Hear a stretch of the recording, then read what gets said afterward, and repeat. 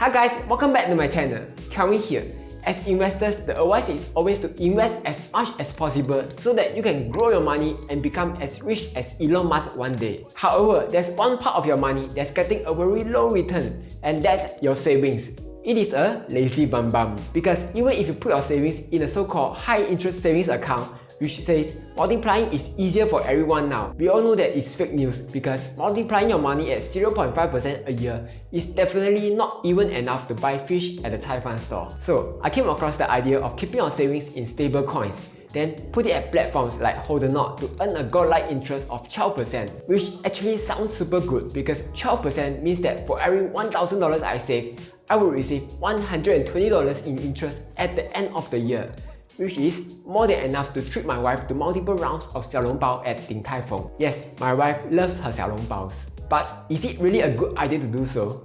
So, in this video, I will show you what are the risks of keeping your savings in stablecoins. Then, if you still want to do it, I will show you where you can put your stablecoins to earn a high interest. Before I start, I would greatly appreciate it if you can help to tap the like button because it will help out the channel a lot. In return, I will show you some xiaolongbaos. Alright, let's not waste any time and let's start right now. First up, for those who are blur and don't know what is a stablecoin, let me quickly explain what it is. When you hear about crypto, the first thing you might think of is coins like Bitcoin or Dogecoin.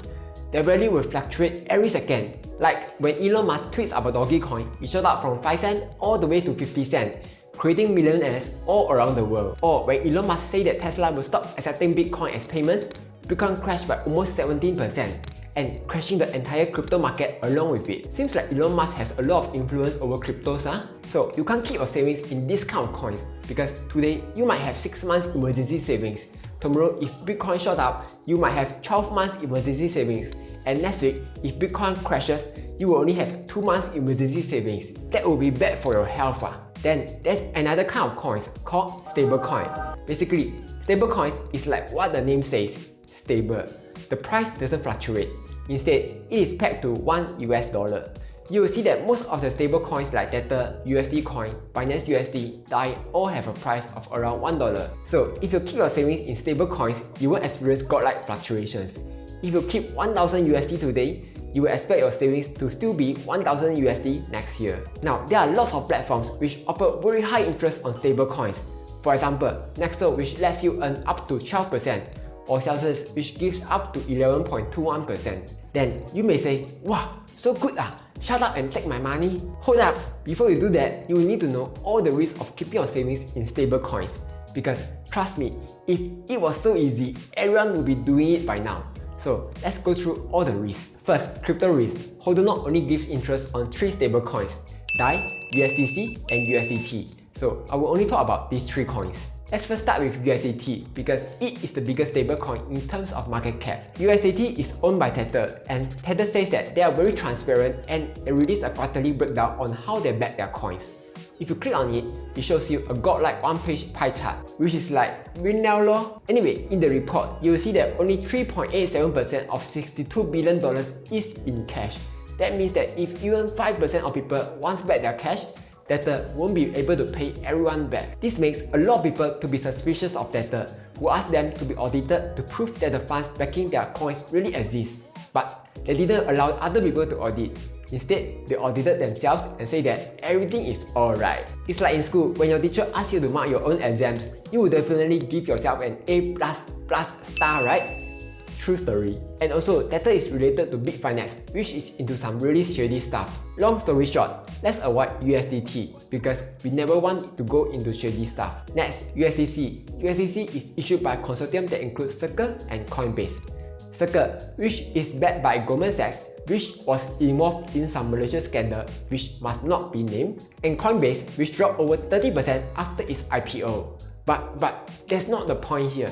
The point is that USDC is issued by regulated financial institutions, which makes it more trustworthy than USDT. Circle also publishes their independent accounting report for USDC every month, which shows that 61% of USDC is backed by cash and cash equivalents. Add to the fact that USDC is available on almost all the major crypto exchanges, and they have a very high trading volume.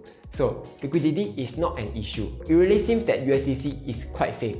but there's actually a few risks that you will need to take note. First, USDC is owned by the consortium that includes Circle and Coinbase, which makes it a centralized currency. The whole idea of cryptocurrency is decentralization, so that it cannot be controlled by anyone.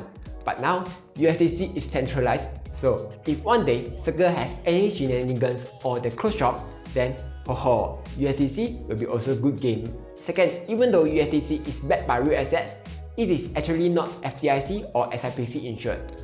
For example, when we keep our savings in banks like DBS, up to 75k is insured by SDIC. So if DBS tomorrow close shop or take our money and run away into the sunset, at least we can still get back up to 75k. In the case of USDC, if anything happens to USDC or the Ethereum blockchain, which is based on, then we all be good liao. We will lose all the money in USDC. Third, sender has the right to block USDC address and freeze USDC if they need to. It actually happened in 2020 when sender had to freeze 100k worth of USDC. So those are the pros and cons of USDC. Finally, let's take a look at DAI by MakerDAO. So here's the interesting thing. DAI is actually backed by collateralized debt denominated in ETH. There are two ways you can get DAI. First, you can convert your ETH into DAI. Or second, you can borrow DAI by depositing your ETH-based assets as collateral. DAI will need you to deposit the collateral that has a higher value to compensate for volatility. Then, when you recover your ETH, you can just return DAI and pay a stability fee. This actually makes DAI a truly decentralized stablecoin, because unlike USDT and USDC, you don't have to trust a third party to maintain the stablecoin value. DAI be like, I can maintain my own self-value. And if you check the charts, DAI has always managed to stay close to the $1 value. But DAI also has its own problems, with the most recent issue happening in March 2020 when ETH suddenly crashed like nobody business, causing 5.67 million DAI to end up in bad debt. I won't talk too much about this because it is quite complicated, but all you'll need to know is that DAI has undergone several stress tests along the way and its developers are constantly improving it. So now that we know the risk of each of the cryptos, let's take a look at the next risk, platform risk. There are two kinds of platforms where you can put your cryptos in, centralized platforms and decentralized platforms. Let's talk about their risks. The first risk is obviously getting hacked. Both platforms have their equal share of getting hacked. For example, Binance was hacked in 2019 and $14 million worth of cryptos were stolen. And just a few weeks ago, the DeFi Paylah network was hacked and $611 million was stolen. Now, centralized platforms have an advantage in this matter. Let's say I put my Bitcoin in Hodlnaut and Hodlnaut gets hacked. Then Hodlnaut and Hodlnaut's partner, Fireblocks, will try to compensate me for the losses. On the other hand, decentralized platforms won't be able to do anything. For example, when Paylah network was hacked, the developers can only come up with a lame message like, "We have come to bargain, Mr. Hacker." Second risk, platforms shutting down. This is more for centralized platforms like Hodlnaut and Celsius. When you keep your cryptos with someone else, you are basically trusting that the platform doesn't just close shop tomorrow.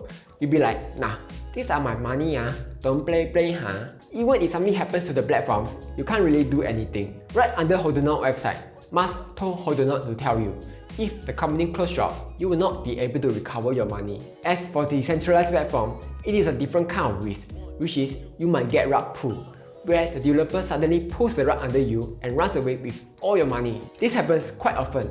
For example, the latest one is whale farm crash. With that being said, you don't have to worry too much because risks like platforms shutting down and rug pull are quite easy to avoid. For centralized platforms, before you give your cryptos to them, just research about them. Who are they? Are they getting audited? Do they look trustworthy? For example, Celsius is one of the biggest high-interest crypto platforms out there, and they are being audited by a third party. So you can be almost certain that they can be trusted. Same thing for DeFi platforms. Just research about the platforms before you put your money into it. Find out who's the team behind it. Are there many people using it? It will reduce the chance of you getting rug pulled. For example, Compound, Curve are the more recommended DeFi platforms out there. One more tip, if you really want to play safe, some people will recommend you to spread your stablecoins among different platforms so that you diversify your risk. So now that you know all the risks, if you still want to risk your money to earn a high interest, here are some platforms for you to consider. I will also leave the referral links down below if you want to sign up. Hodlnaut gives 12% on USDC and 8% on DAI. Nexo gives up to 12% on USDC and DAI. BlockFi gives 7.5% on USDC and DAI. Celsius gives up to 11.21% on USDC and 5.78% on DAI. Crypto.com gives around 10% on USDC and DAI if you can stake it for 3 months. Cake gives 7% on USDC. As for DeFi, RV gives about 2.6% on USDC and 2.85% on DAI. Compound gives 2.26% on USDC and 2.5% on DAI. The list is endless and I could just go on and on. If anything, just remember this. Even though the risk is very small, there's still a very small chance that you will lose all your money when investing in stablecoins. So only invest what you can afford to lose, yeah? And that's all for today. What do you think? Will you invest in stablecoins to earn a high interest? Let me know down below. Like, share, subscribe as I'll be posting new videos every Monday, Wednesday and Friday.